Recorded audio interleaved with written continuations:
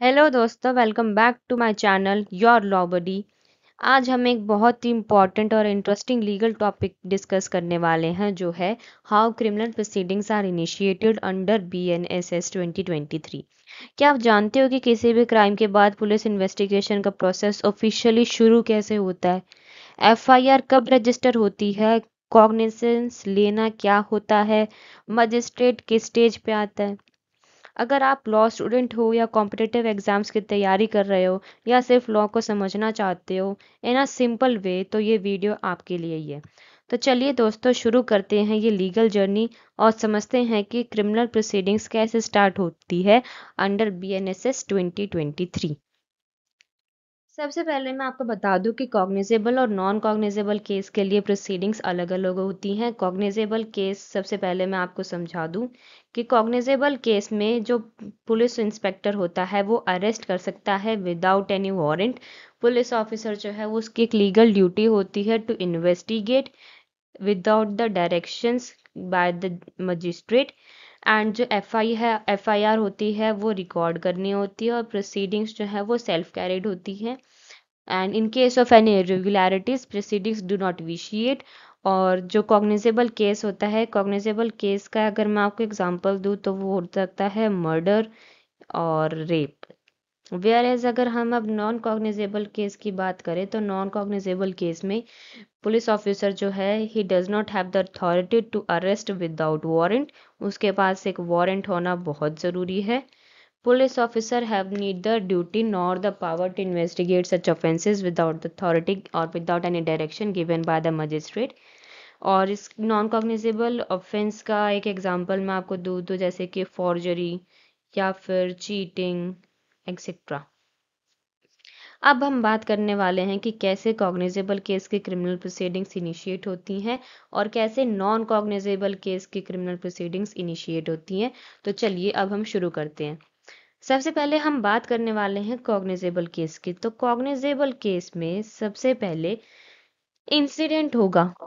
Incident तो हर किसी में होगा। सबसे पहले होगा इंसिडेंट या फिर ऑफेंस अकर्स और एज रिपोर्टेड। ठीक है, सबसे पहले इंसिडेंट हुआ, उसके बाद जिसके साथ ऑफेंस हुआ है वो कंप्लेंट कराएगा या कंप्लेंट, और हम कह सकते हैं कि FIR रजिस्टर्ड होगी, FIR इज फाइल्ड। देन जो पुलिस ऑफिसर है, पुलिस ऑफिसर पुलिस इन्वेस्टिगेशन करेगा। It can be conducted under direction of CJM और any higher authority. Then investigation के बाद अगर उन्हें कोई स्ट्रॉन्ग एविडेंस मिलता है तो वो चार्जशीट फाइल करेंगे। Chargesheet is filed by police. और फिर चार्जशीट फाइल होने के बाद जो कोर्ट है, कोर्ट कॉग्निजेंस लेगा। कॉग्निजेंस यानी कि नोटिस लेना। कॉग्निजेंस के इन्वेस्टिगेशन के FIR के जो जो सेक्शन है BNSS में, वो हम आगे आने वाली वीडियोस में डिस्कस करेंगे। You don't have to worry about that. Courts take the cognizance and usually लेते हैं इसमें कोर्ट ऑफ सेशन या फिर मजिस्ट्रेट कोर्ट्स। अब जब उन्होंने कॉग्निजेंस ले लिया है तो उसके बाद हमारे शुरू होती है pre trial proceedings. Pre trial proceedings में आता है कि चार्जेस फ्रेम होंगे, बेल हियरिंग्स होंगी, etcetera etcetera. Pre trial proceedings के बाद आता है हमारा स्टेज ट्रायल का। Trial is a stage in which the criminal proceedings, or you may say court proceedings, are conducted in order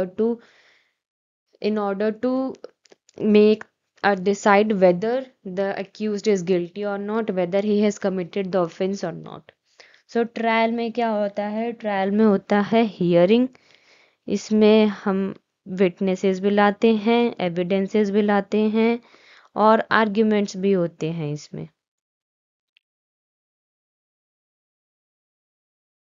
और ट्रायल के बाद जो कोर्ट है वो अपनी जजमेंट देता है। जजमेंट में क्या होता है? Judgement is either about conviction और एक्विटल। तो ये थी हमारी कॉग्निजेबल केस की। इन केस अगर आप एक मर्डर का एग्जांपल लो, तो एक मर्डर हुआ, मर्डर को फिर रिपोर्ट कर हमने कंप्लेंट लिखवाई हमने पुलिस में, उसने एफआईआर फाइल करी, फिर पुलिस ने इन्वेस्टिगेशन करी ऑन द स्पॉट जाके, फिर उन्हें एविडेंसेस मिले कि वहाँ पे बुलेट मिली है या फिर कोई चाकू मिला है या जो भी, उन्हें अगर स्ट्रॉन्ग एविडेंस मिला तो वो चार्जशीट फ्रेम करेंगे।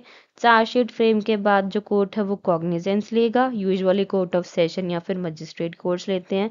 फिर प्री ट्रायल प्रोसीडिंग्स होंगी कि चार्जेस फ्रेम करे जाएंगे, एक्यूज जो है उसकी बेल हियरिंग्स होंगी, फिर ट्रायल होगा, ट्रायल में एक्यूज को बुलाया जाएगा, एविडेंसेस जो मिले थे पुलिस को जैसे कि बुलेट या फिर चाकू या जो भी जिसने वहां पे वो होते हुए देखा हो मर्डर, उस विटनेस को लाया जाएगा, आर्गुमेंट्स होगी प्रोसिक्यूशन वर्सेस डिफेंडेंट, और इन सब को सुनने के बाद कोर्ट अपनी जजमेंट देगा। या तो वो अगर एविडेंस स्ट्रांग है, एक्यूज्ड के अगेंस्ट में है, तो हम उसे कन्विक्ट करेंगे। अगर वीक एविडेंसेस और वो एक एस्टैब्लिश नहीं करते हैं कि भाई हाँ एक्यूज ने कोई ऑफेंस करा है, तो हम उसे एक्विट कर देंगे।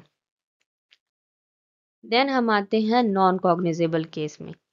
नॉन कॉग्निजेबल केस में क्या होगा? नॉन कॉग्निजेबल केस में सबसे पहले होगा इंसिडेंट या फिर ऑफेंस होगा, ठीक है, वो रिपोर्ट कराने जाएंगे, कंप्लेंट फाइल होएगी। कंप्लेंट फाइल के बाद क्या होगा? मतलब ये और थोड़ा बहुत कॉग्निजेबल केस से सेम है। कंप्लेंट फाइल होने के बाद पुलिस इन्वेस्टिगेट करेगी, रजिस्टर द एफआईआर एंड वो इन्वेस्टिगेशन करेगी। अगर इन्वेस्टिगेशन में उन्हें एविडेंसेस मिल गए तो फिर आगे वो चार्जशीट फ्रेम करेंगे, कोर्ट कॉग्निजेंस लेगा, ये सब।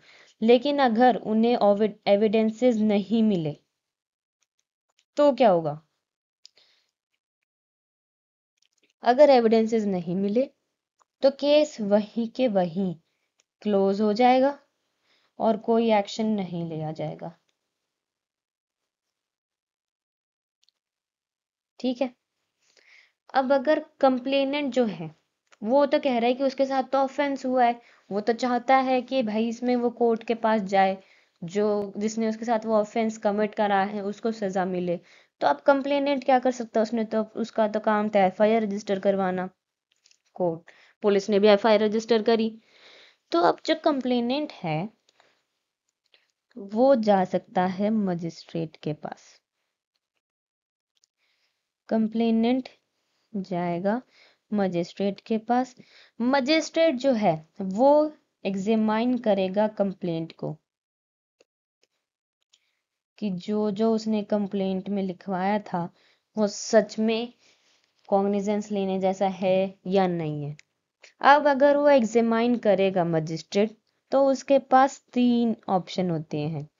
या तो वो कंप्लेंट को डिसमिस कर सकता है अगर कॉग्निजेंस लेने का कोई ग्राउंड उसे नहीं दिखा तो, इफ नो ग्राउंड एग्जिस्ट, ठीक है। देन एक और ऑप्शन जो होता है मजिस्ट्रेट के पास वो है कि वो डायरेक्ट इन्वेस्टिगेशन करने के लिए कह सकते हैं। या तो वो खुद उसमें इन्वेस्टिगेट कर सकते हैं या तो फिर वो दूसरे को कह सकते हैं, यानी कि ऑर्डर कर सकते हैं पुलिस को टू इन्वेस्टिगेट, ठीक है। और वेयर एज जो एक थर्ड ऑप्शन होता है वो उनके पास होता है टेक्स डायरेक्ट कॉग्निजेंस। कॉग्निजेंस मैंने आपको बताया कोर्ट नोटिस लेता है एक ऑफेंस का। Take direct cognizance, it means they will begin judicial proceedings, okay.